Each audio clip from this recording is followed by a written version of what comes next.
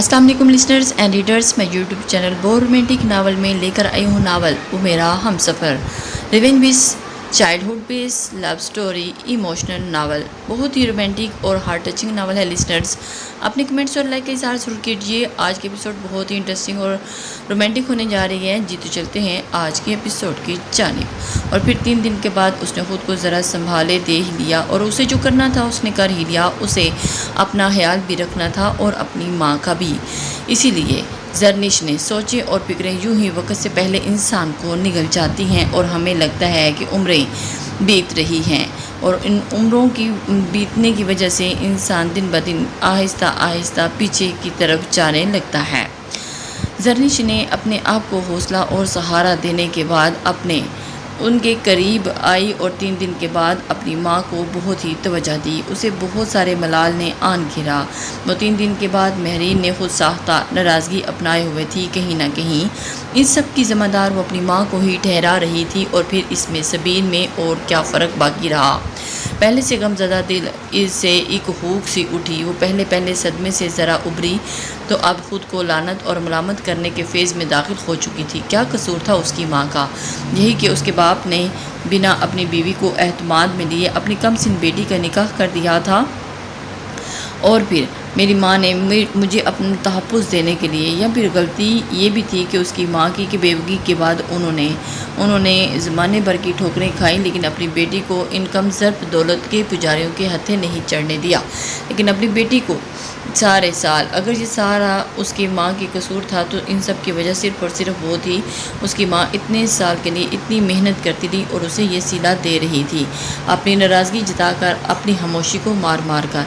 महरीन को देखते हुए अपनी सोचों की जद में आई और ज़रनिश का पूरा चेहरा आंसू से तर हो चुका था। वो नहीं जानती थी कि वो जब से घर आ खड़ी हुई बे आवाज़ रोए जा रही थी और भिंडी काट कर परात टेबल पर रखते महरीन उठ नहीं लगी थी कि वो भी जैसे किसी ख्वाब से बेदार हुई और सरद से दोनों हाथ चेहरे तक गए और गालों को साफ किया। महरीन पलटी तो उसे खड़ा देख कर वो चौंकी थी और एकदम से हड़बड़ा गई कि ज़रनिश आज ये क्या कर रही है और उसे किस बात का मलाल हो रहा है। शायद मुश्किल तरीन, हाँ तुम्हें पसंद है ना, तुम ठीक से खाना नहीं खा रही, सोचा यही बना लो, शायद तुम्हें अच्छा लगे। वो माँ थी उस वक़्त, सिर्फ एक माँ, औलाद के लिए हलकान हुई माँ। ज़रनिश इससे ज़्यादा खुद पर काबू नहीं रख सकी और वो भागती हुई अपनी माँ के करीब आई और उससे लिपट कर खूब रोई। आई एम सॉरी मामा, मुझे कोई हक़ नहीं था आपको कसूरवार ठहराने का, आपसे नाराज़ होने का। माँ के कद्दे से मुँह छुपाए वही दोहरा रही थी। महरीन बेआवाज़ आंसू बहाती उसके बाल सहलाती रही और कितनी देर गुजर गई। दोनों यूं ही खड़ी रहीं, एक दूसरे से लगी, एक दूसरे को जज्बाती ढारस देती, एक दूसरे की तकलीफ बांटती। रफ्ता रफ्ता जज्बाती रेले का बहाव कम हुआ तो ज़रनिश महरीन से अलग हुई। मामा मुझे माफ़ कर दें, मुझसे बहुत बड़ी गलती होगी और इन सब का कसूरवार मैं आपको ठहरा रही थी। अब वो अपने गालों और हथेलियों से रगड़ रही थी। हमें किसी की मदद की ज़रूरत नहीं, हम दोनों एक दूसरे के लिए काफ़ी हैं, अल्लाह तो है ना साथ। वो धीमा सा मुस्कुराई और महरीन इतनी भी हिम्मत नहीं कर सकी कि वो बस बेटी का चेहरा देखती रही। वो कितना बदल गई थी 3 दिन में, कहीं रूप बदले उसने और उससे कभी नाराज़ हुई तो कभी उससे मायूस हुई तो कभी गुस्से का शिकार, और अब कैसे समझदारी सी लगने लगी थी, यूँ जैसे वो इसकी तवक्को हरगिज़ नहीं की जा सकती थी। अगर वो उसके साथ थी तो वो दोनों मिलकर सब कर सकती हैं। एक अज़म के साथ महरीन ने सर अस्पात में हिलाया। कुछ देर के बाद दोनों अपने छोटे से किचन में खड़ी थी और महरीन भिंडी फ्राई कर रही थी, जबकि ज़रनिश दूसरे बर्नर पर चाय का पानी चढ़ाए अब कैबिनेट खोल कर देख रही थी और चाय रेडी करने के लिए चीज़ें निकाल रही थी। और उसने चाय बनाई, चाय वाला बर्नर बंद कर दिया। अब बारी बारी सारे कैबिनेट चेक करके आखिरी कैबिनेट बंद करके वो मज़ीद मुड़ी तो महरीन ने खौफज़दा नज़रों से उसे देखा। नहीं तुम मत जाओ, मैं ले आती हूँ। ज़रनिश वो हाथ में पकड़ा गरम गरम कढ़ाई को पकड़ने वाला कपड़ा रखते उजलत में बोली। ज़रनिश ने एक गहरा सांस लिया और वो इन आँखों में ठहरे हदशात को भांप गई थी। करीब आकर माँ को कंधों से थामा और सर नपी में हिलाते वो मुस्कुराई थी। ماں آپ پریشان مت ہوں، میں ہم دونوں ایک دوسرے کے ساتھ ہیں۔ اس نے چٹکی بجا کر انہیں یقین سونپا اور تیزی سے کچن سے نکلتی چلی گئی اور وہ بھی اس کے پیچھے پیچھے ہاتھ بڑھائے بے بسی کا شکار۔ بس کھڑی کھڑی رہ گئی۔ ابھی تو وہ بولنا شروع ہوئی تھی، پھر سے ناراض کرنا اچھا نہیں تھا۔ جس لمحے وہ گھر کے گیٹ سے باہر نکلی، سر پر چادر ٹھیک سے جمائے، اسے لگا کہ وہ اتنی بھی مضبوط نہیں ہے جتنی وہ ماں کے سامنے بن رہی تھی۔ کہنے اور کرنے میں بڑا فرق واضح ہوتا ہے۔ اور تیز تیز قدم لے رہی تھی، ارد گرد بھی نظر ڈالتے اسے لگ رہا تھا جیسے کوئی اس پر نظر رکھے ہوئے ہے، اس کا تعاقب کر رہا ہے۔ گلی کے نکڑ پر جا کر مڑتے ہی دک دک کرتے دل کے ساتھ اس نے ایک دم پیچھے مڑ کر دیکھا، وہاں کوئی نہیں تھا۔ شاید میرا وہم ہے، میں نے اس کی باتوں کو کچھ زیادہ ہی سر پر سوار کر لیا ہے، اور اسی وجہ سے وہ سوچتے سوچتے اس نے اپنا سر جھٹک دیا۔ زرنش اپنے راستے کی طرف جا رہی تھی، لینڈ کروزر آ کر رکی اور پھر ٹائروں کے چرچرانے پر وہ پھر سے چونکی اور گاڑی بالکل اس کے قریب آ کر رکی تھی اور اس کا اچھمبا بنتا تھا۔ اور پھر سے جو شخص باہر نکلا تھا اس نے ایک لمحے کے لیے اس کے ہاتھ پاؤں پھلا دیے تھے، ہاتھ میں پکڑے شاپر پر اپنی گرفت مضبوط کرتے اس نے سانس روک لی تھی۔ وہ مسکراتا ہوا ڈرائیونگ سیٹ سے اترا اور پیچھے دروازہ بند کیا، ہاتھ میں پکڑی کی چین کا بٹن دبائے، گاڑی لاک کی اور اب وہ مسکراتا ہوا اسے دیکھتا آنکھوں پر سے سیاہ چشمے اتارتے اس کی طرف بڑھ رہا تھا، لیکن وہ اپنی جگہ سے بالکل بھی ہل نہیں پائی، باوجود کوشش کے قدم اٹھا نہیں پا رہی تھی، یہاں تک کہ وہ بالکل اس کے سامنے آ کھڑا ہوا تھا۔ ڈوبتے سورج کی مدھم ہو رہی کرنیں اس کی پشت سے ٹکرائی، مایوسی سے مڑی چلی گئی۔ وہ سورج اور زرنش کے درمیان ایک دیوار بنا کھڑا تھا اور زرنش اس کے سائے میں اپنے خوف کا سامنا کرو زرنش، ورنہ یہ تمہیں اندر ہی اندر مار دے گا۔ زرنش اپنے دل ہی دل میں باتیں کر رہی تھی اور اس کا مقابلہ کرنے کے لیے خود کو ریڈی کر رہی تھی۔ دوبارہ مل کر اچھا لگ رہا ہے، اس کا راستہ روکے، اپنے گلاسز کرتے ہوئے کے سامنے والی جیب میں ڈالتا ہوا اس نے چہرے کو دیکھا تھا، لیکن مجھے نہ پہلے مل کر اچھا لگا تھا اور نہ اب لگ رہا ہے۔ کافی دوبدو جواب تھا اس کے اس چٹختے ہوئے جواب سے اس کی مسکراہٹ گہری کی۔ میں سمجھ سکتا ہوں، اس لیے برا نہیں مناؤں گا۔ سر کو ہلکا سا ہم دیتے ہوئے ارد گرد کا جائزہ لے رہا تھا۔ ارد گرد کا جائزہ ایک آدھے کو لوگ عجیب نظروں سے دیکھ رہے تھے، کچھ تعجب سے، کچھ اچنبھے سے، کچھ معنی خیزی سے، اور زرنش نے بھانپ بھی لیا تھا کہ کچھ گڑبڑ کر ادھر ادھر دیکھتی ترش لہجے میں بولی، واہ کیا گاڑی ہے، وہ بڑا ہو کر بھی ایسی گاڑی میں ہی لوں گا، کہتے ہوئے اس کی جانب مڑا تھا، پر جو شکل سے ہی اس گاڑی کا مالک لگتا ہے۔ زرنش کا جی چاہا کہ اپنا ماتھا پیٹ لے، اس کی غلط وقت پر آمد اس اپنی روایت آج بھی برقرار تھی۔ زرنش باجی، یہ آپ کے رشتے دار ہیں؟ زرنش جی کی آنکھوں کے شعلے ایک دم ہو رہے تھے اور زبان کولا باری کے لیے بالکل تیار تھی۔ ہاں میں ان کا ہی رشتے دار ہوں، آپ کو اس سے کچھ مطلب؟ وہ اس نے خود ہی جواب دیا۔ زرنش کے بولنے سے ہی پہلے ہی عباس نے ہلکا سا ہنس کر کہا، اور ان کا رشتے دار بڑا ہی معنی خیز زوردار ہنس دیا۔ زرنش اندر ہی اندر تل ملا کر رہ گئی، اور تو وہی سبحان نے سمجھنے سے انداز، آپ کی گاڑی بہت اچھی لگی، بڑے ہو کر میں بھی ایسی ہی گاڑی لینی ہے، کتنے کی ہے؟ چمچماتی گاڑی پر نظریں جمائے وہ یوں ہی پوچھ رہا تھا جیسے ابھی اس گاڑی کی سودا بازی کرنے والا ہوں۔ سبحان اس کی گاڑی کی دیکھتے ہوئے ایک پراشتیاق نظروں سے اسی گاڑی کے اوپر نظریں جمائے کھڑا تھا اور ان کی طرف دیکھ رہا تھا۔ وہ بھی ہو جائے گی، لاپرواہی سے کندھے اچکائے، خاموشی سے عباس دونوں کے چہرے باری باری دیکھ رہا تھا۔ اسے اچھا لگ رہا تھا یہ کہ اس کے چہرے کا کمال تھا کہ وہ سامنے ہوتی تو سب اچھا لگتا، چلچلاتی دھوپ ٹھنڈی لگنے لگتی، اور گلی کی نکڑ کا وہ تنگ سا کونا جہاں آگے اس کی گاڑی نہیں جا سکتی تھی، دنیا کی سب سے حسین جگہ اسے لگ رہی تھی۔ وہ نہ چاہتے ہوئے بھی وہاں پر اس کے ساتھ وہ پل اسے بہت حسین اور یادگار لگ رہا تھا۔ بھاگو یہاں سے، اس نے اس بار غصے سے کہا۔ سبحان نے شکایتی نظروں سے زرنش کو دیکھا۔ جا رہا ہوں امیر رشتے دار کے آتے ہی۔ زرنش باجی، آپ نے تو آنکھیں ماتھے پر ہی رکھ لی ہیں اور مجھے پہچاننے سے انکار کر رہی ہیں۔ زرنش باجی، یہ آپ اچھا نہیں کر رہی کہ اگلے کونے میں گم ہو گیا تھا، راستہ چھوڑے، مجھے یوں مڑ کر نگاہ بننا پسند نہیں، مرکز نکاح بننا پسند نہیں۔ عباس نے ایک طرف ہوتے راستہ چھوڑا اور لمبا بازو کرتے ہوئے ہاتھ پھیلایا۔ جی ٹھیک ہے، اب چلو میرے ساتھ، اکیلے پیچھے کدھر جا رہی ہو؟ عباس نے اس کے ساتھ ہے، چلیے جناب، آپ کے آگے آگے اور ہم آپ کے پیچھے پیچھے۔ وہ آگے بڑھی تو عباس بھی اس کے 2 قدم پیچھے پیچھے چل پڑا۔ وہ اسے سختی سے منع کرنا چاہتی تھی کہ لیکن وہ ایسا چاہ کر بھی نہیں کر سکی۔ اسے بڑے وقت پر نئی حالوں کی باتیں یاد آئی تھی۔ وہ تیز تیز قدم اٹھا رہی تھی اور جان بوجھ کر چھوٹے چھوٹے قدم لے رہا تھا اور اس کے پیچھے اتنے سال خوار ہوا تھا۔ اب اس کے قدموں کے نشان پر اپنے قدم رکھنا بھی دنیا کا خوشگوار ترین تجربہ لگ رہا تھا اور اسے چند قدم پیچھے چلتا فی الحال وہ اسے خود سے آگے ہی دیکھنا چاہتا تھا، اپنے پہلو میں نہیں، اور یہ پل اس کے لیے بہت ہی حسین اور یادگار بنتا جا رہا تھا۔ اپنے دل میں پیدا ہوتی اس چاہ نے اسے بے آواز ہنسنے پر مجبور کر دیا، اور کتنا ہی عجیب لگ رہا تھا آگے چلتی لڑکی کا چہرہ نما دنیا جہاں کی بیزاری غصہ لیے ہوئے تھی، اور وہ تیز رفتاری سے چل رہی تھی کہ مبادا کہیں سے وہ اس کے ہم قدم نہ ہو جائے، اور پیچھے چلتا وہ خوش دمکتا چہرہ لیے سرشار سا مرد اس کے ہم قدم ہونے کی خواہش دل میں لیے ہو کر بھی فی الحال یہ کوشش کرنا نہیں چاہتا تھا۔ اپنے گھر کے گیٹ پر پہنچ کر اس نے چیک کیا کہ اندر اسے کنڈی نہیں لگی تھی۔ دروازہ دھکیل کر وہ اندر آئی اور پیچھے مڑ کر اس کے اندر آنے کا انتظار کیا بنا اندر کی جانب بڑھی۔ اپنے پیچھے دروازہ بند کرتا وہ اس کے پیچھے پیچھے گیا تھا۔ ٹی وی لاؤنج میں داخل ہوتے ہی جو ہی اس کی نظر سامنے اٹھی جہاں کی تہاں کھڑی کی کھڑی رہ گئی، سانس روکنے کی نوبت تک نہ آئی، وہ بہت ہی سینے میں پھنس کر رکتی چلی گئی۔ معیز کتنی دیر سے آیا بیٹھا ہے اور تم اتنی دیر کہاں تھی؟ وہ کب سے تمہارا انتظار کر رہا ہے اور تم نے اتنا ٹائم لگا دیا۔ زرنش نے دیکھ کر مسکراتے ہوئے کھڑا ہوتا معیز بھی ٹھٹکا، اور زرنش اس کا جی چاہا کہ کاش اس کے ہاتھ میں سودا سلف والے شاپر کے بجائے جادو کی چھڑی ہوتی جسے گھما کر وہ خود کو غائب کر لیتی۔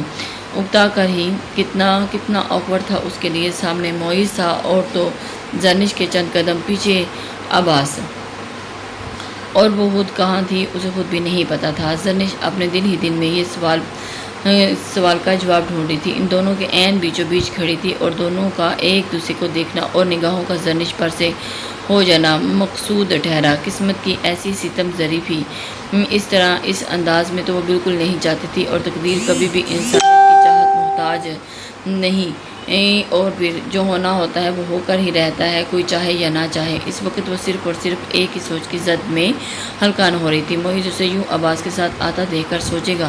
کیسی جان لیوا سوچ تھی۔ پورا راستہ وہ مہرین کے رد عمل کی بابت سوچتی آئی، اور اب معیز کو دیکھ کر وہ خیال تو وہم و گمان سے بھی اوجھل ہو چکا تھا۔ اسے وہم و گمان میں بھی نہیں تھا کہ اس طرح معیز کے ساتھ سامنا ہوگا۔ مجھے لگتا ہے کہ اپنا تعارف مجھے خود ہی کروانا پڑے گا۔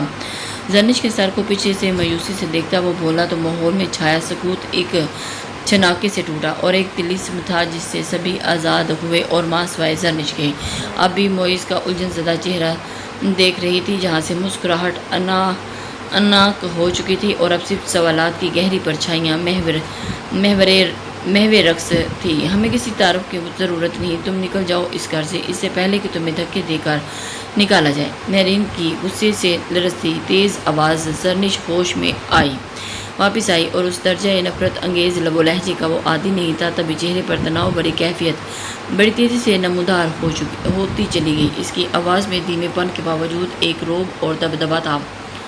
معیز نے ہونٹ اوہ کیے اور پھر انداز میں سکیڑے کہ اب کچھ ماجرا سمجھ آ رہا تھا، لیکن وہ اصلیت سے ابھی نابلد تھا۔ سبین اور نعیم نے اسے ابھی تک کچھ نہیں بتایا تھا، اور وہ صحیح وقت اور موقع کی تلاش کرتے رہے، اور معیز یہاں آن پہنچا۔ تو یہ تھی وہ بات جو تم کل مجھے نکال پر نہیں بتا سکتی تھی۔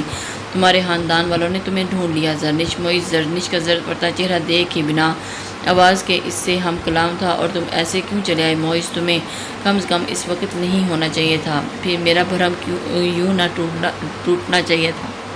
زرنش کا دل چیخ چیخ کر سینے کی دیواروں سے سر پٹک رہا تھا۔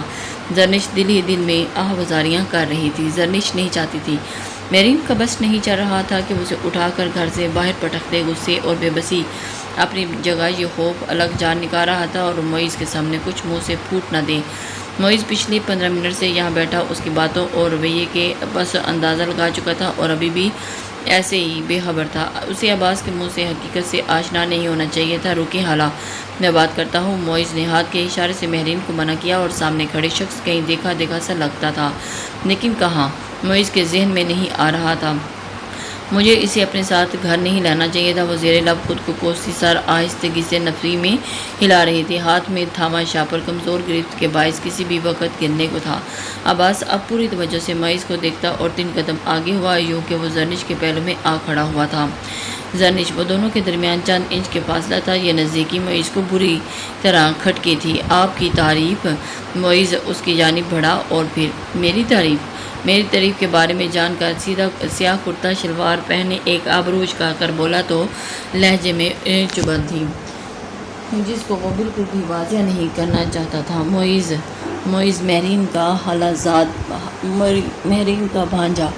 اور زرنش، معیز بیٹا تم کہاں جا رہے ہو؟ اس جلد کے منہ لگنے کی ضرورت نہیں، میں آتی ہوں۔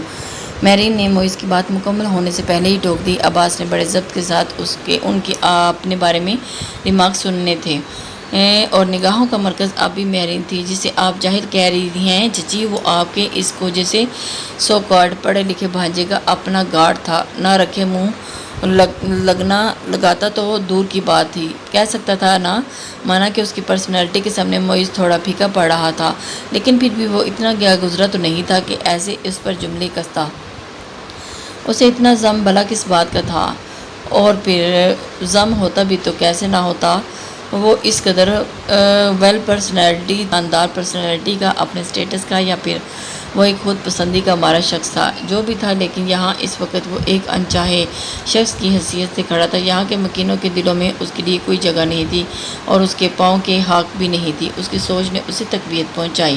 ایک سلگتی ہوئی مسکراہٹ معیز کے ہونٹوں پر در آئی تھی اور نہ چاہتے ہوئے بھی وہ دل ہی دل میں ایک ارادہ کر چکا تھا۔ زرنش، تم جیسے بنا اجازت کے منہ اٹھا کر اندر گھسے آئے ہو، انہی قدموں سے واپس لوٹ جاؤ۔ لب و لہجے میں واضح ناپسندیدگی اور درشتی لیے وہ قدرے اونچی آواز میں بولا، اور اس کے لب و لہجے کا عادی کم سے کم سید عباس علی حاکم نہیں تھا۔ اس کے ماتھے کی رگیں تنی گئی تھیں اور وہ اپنے آپ کو کافی ریلیکس کرنے کے لیے تھا، اور اس نے اپنے آپ کو اس کے ضبط کی گواہی دینے کے لیے کافی تھا۔ چہرے پر پتھریلے سے تاثر نے جگہ بنا لی تو آنکھوں میں سرد مہری سی گوندی۔ ماحول میں ٹھہراؤ اتنا کہ ہر گزرتے لمحے کے ساتھ بڑھ رہا تھا، اور اس کے ساتھ ساتھ مہرین کی بے بسی بھی۔ حالانکہ بیٹے ہو تو حالانکہ بیٹے ہی بن کر رہو، مجھے تیش مت لاؤ ورنہ پچھتاؤ گے تم۔ اور کیا کسی کے باپ میں بھی ہمت نہیں کہ وہ عباس علی کو وہاں سے ہٹا سکے جس جگہ وہ اپنی من مرضی سے کھڑا ہو؟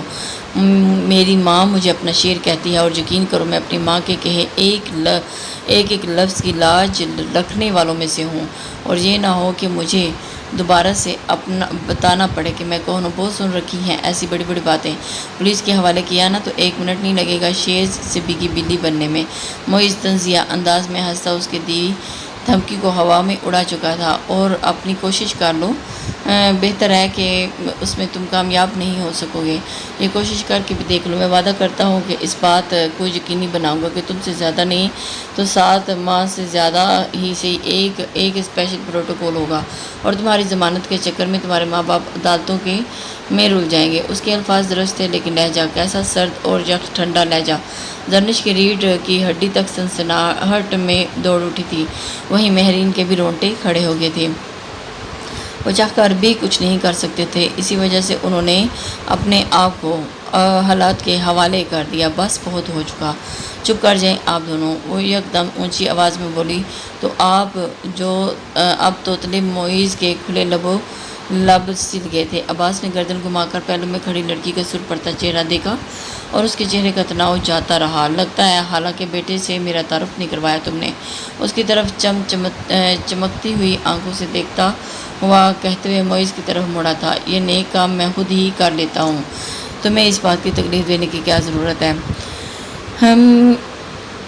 اس نے گلا کھنگھارا اور زرنش چپتی نظروں سے اس کی طرف دیکھنے لگی، اور اس کا دائیں طرف سے چہرہ کا رخ نظر آتا وہ بھی یوں سرشار کھڑا تھا جیسے کوئی فاتح جنگجو جنگ کے خاتمے کے بعد مفتوح ہوئے علاقوں کا اعلان کرتا ہو۔ اس نے خود ہی اپنا تعارف کروانا مناسب سمجھا۔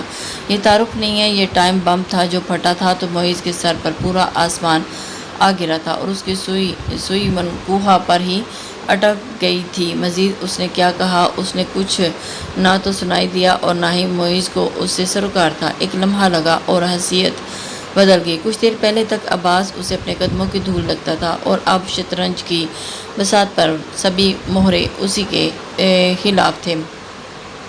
معیز کو اپنا آپ بہت ہی حقیر لگنے لگا۔ مہرین نے اپنا درد سے پھٹتا چہرہ سر تھاما اور گرنے کے سے انداز میں وہ پیچھے صوفے پر بیٹھی جو ہوا تھا بہت غلط ہوا تھا۔ زرنش نے ہمت نہیں رہی کہ معیز کے چہرے کو دیکھ سکتی، نظریں آپ جھکی وہ اور معیز غم و صدمے کے زیر اثر بالکل کنگ حالت میں کھڑا تھا۔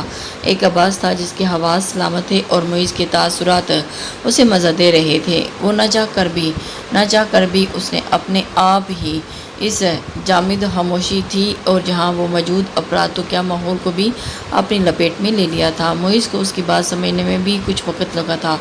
ذہن میں زرنش سے ہوئی وہ باتیں گونجی جو آخری کال پر اس نے کہی تھی، جو اسے ان باتوں پر یقین نہیں آ رہا تھا۔ معیز تم نے کیسے ہی تم سوچ رہے ہو، ایسا کچھ بھی نہیں ہے، یہ سب میں نہیں جانتی کہ ایسے کیسے ہوا۔ معیز کو یقین نہیں آ رہا تھا اور اس کے ذہن میں وہ زرنش کی باتیں ہی گونج رہی تھیں۔ او زرنش کیا بول رہا ہے یہ؟ وہ بے یقین تھا اور یقین کرنا نہیں چاہتا تھا۔ زرنش نے اپنی تمام ہمتیں جمع کرتے ہوئے آنکھیں اٹھا کر اسے دیکھا اور اس کی آنکھوں میں اترتی نمی کے ساتھ ٹھہری بے بسی کوئی مزید ابہام چھوڑا ہی کب تھا جو وہ سوال کرتا اور ان سوالوں کے گہرام میں ہی کھڑا ہوا تھا۔ اسے یقین نہیں آ رہا تھا۔ ہیں تو ان میں تمہارا کوئی کام نہیں۔ عباس کے چہرے پر ایک تپا دینے والی مسکراہٹ رقص کر رہی تھی، کیسے ایک پل میں اس کے سارے بل کس نکل گئے تھے۔ تم کیا دیکھ رہے ہو؟ میں نے تمہیں بتایا نا کہ تمہاری اب یہاں پہ نکل جانے کا حکم صادر کرنے والے معیز کہیں نہیں جائے گا۔ تم ہوتے کون ہو اس کو یہاں سے نکالنے والے؟ آپ بالکل بھی نہیں بدلی، آج بھی آپ کی انا ضد اور اپنی چلانے والی تبدیلیت وہی ہے۔ اتنے سالوں کے تجربے سے کیا آپ نے کچھ نہیں سیکھا؟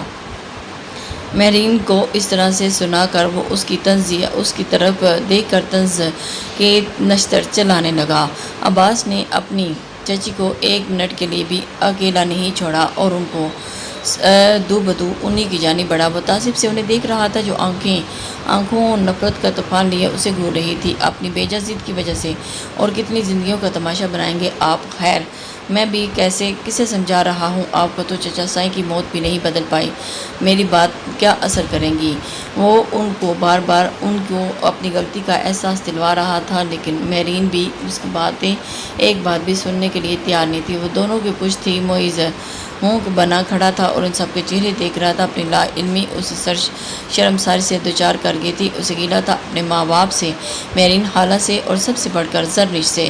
ان سب نے مل کر کیوں اسے اندھیرے میں رکھا؟ زرنش کے جھکا سر اوپر اٹھا تو اس کا پورا چہرہ آنسوں سے تر ہو چکا تھا۔ معیز تم جاؤ، اور اس سے پہلے کہ زرنش نے آنکھیں چرائیں اور اسے ایسے کیسے جانے کا کہہ سکتی تھی؟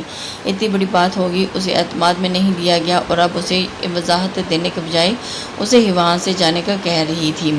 وہ سوچ بھی نہیں سکتا تھا کہ اس کے ساتھ شدید اہانت اور شرمساری سے سرخ ہوتے چہرے کے ساتھ بنا ایک بھی لفظ کے وہ لمبے لمبے ڈاک پڑتا وہاں سے نکلنے لگا۔ عباس نے ایک سائڈ پر ہوتے اسے جانے کا راستہ دیا۔ زرنش اور عباس کے درمیان کھڑا وہ رکا اور پھر گردن گھما کر زرنش کا چہرہ دیکھا جو اسے راہ فرار کی تگدو میں اس کی طرف دیکھنے سے گریزا تھی، اور اس کا دل مزید بدگمان ہوا تھا۔ وہاں سے ہٹنے سے پہلے ہی گردن دوسری جانب گھما کر اس نے دیکھا اور پھر وہاں اس کی مسکراہٹ کھلی ہوئی تھی۔ دونوں ہاتھوں کی مٹھیاں پیچھتے وہ تیز تیز وہاں سے نکلتا چلا گیا۔ عباس کا چہرہ ایک فاتحانہ مسکراہٹ کھلی تھی اور پھر دل ہی دل میں میرین لجاجت سے کہتے اس کے پیچھے لپکی کسی ہارے ہوئے شخص کی طرح۔ زرنش نے شاپر صوفے پر رکھے اور دونوں ہاتھ چہرے میں پھیلائے گیلے پن کو صاف کیا اور ایک زکام زدہ سانس اندر کھینچ کر خود کو کمپوز کرتی اب وہ عباس کی جانب مڑی تھی۔ اور اب بتائیں آپ چاہتے کیا ہیں؟ اس نے ایک دم سے بولیں اب کیا مسئلہ ہے؟ وہ دو ٹوک سوال تھا بنا کسی لگی لپٹی کے۔ عباس نے بغور اس کا سپاٹ چہرہ دیکھا اور آنکھوں میں گیلی ہوتی زمین کے ساتھ ہی کنارے سرخ پڑنے لگے۔ آواز میں ہلکی سی نمی کا تاثر اب بھی تھا، البتہ لہجہ بالکل مستحکم اور ہموار تھا۔ وہ دونوں ہاتھ بازو سینے پر لپیٹے اسے بالکل خالی نظروں سے دیکھ رہی تھی۔ میں کیا چاہتا ہوں، کیا مجھے ابھی یہ بتانے کی ضرورت ہے؟ کوئی انسان 14 سال تک تمہارے پیچھے خوار ہوتا رہے اور تمہیں ڈھونڈتا رہے اور جب تک تم پہنچ جائے اور یہ سوال کرنا کہ اتنی لمبی چوڑی جدوجہد کا مذاق اڑانے جیسا نہیں ہے؟ میرین واپس اندر آئیں تو زرنش کے قریب کھڑے ہوتے اس کی بات کے اچکتے تند ہی سے جواب دیا تھا۔ تمہیں کیا لگتا ہے تمہیں کس نے کہا کہ ہمیں ڈھونڈو اور ہم کھو گئے ہیں؟ تم جو ڈھونڈنے نکل پڑے ہو ہمیں۔ میں اپنی مرضی سے وہاں سے آئی تھی اور تاکہ تم لوگوں سے اپنی بیٹی کی جان چھڑا سکوں۔ زرنش اور عباس بھی یک وقت ان کی طرف دیکھنے لگے۔ آپ صرف اپنی بیٹی سے نہیں کسی کی بہو اور کسی کی بیوی بنا اجازت کے اپنے ساتھ لے آئی تھی، اور آپ کو ایسا نہیں کرنا چاہیے تھا چچی جان۔ مگر کیا کیا جا سکتا ہے کہ ایسی بہت سی باتوں کی ایک پوری لسٹ ہے جو آپ کے طرف جاتی ہے، لیکن آپ اپنی مرضی ہی کرتی ہیں۔ اس بار عباس کا لہجہ بھی تنخواہ نہیں ہے، مجھے افسوس۔ تو پھر کیا لینے آئے ہو آپ یہاں؟ ایسا بھی کیا لے آئی ہوں تم لوگوں میں جو جان چھوڑنا مشکل ہو رہا ہے؟ قسم کی ساری جائیداد تم لوگوں کے پاس ہی تو ہے۔ میں تو تم لوگوں کو ایک پھوٹی کوڑی بھی نہیں لے کر نکلی تھی۔ یہ نکاح بھی تم لوگوں نے دھوکے سے کیا تھا۔ تم لوگوں کی فطرت میں تو رکھو جائیداد اپنے پاس اور ہمیں جانا چاہیے، بس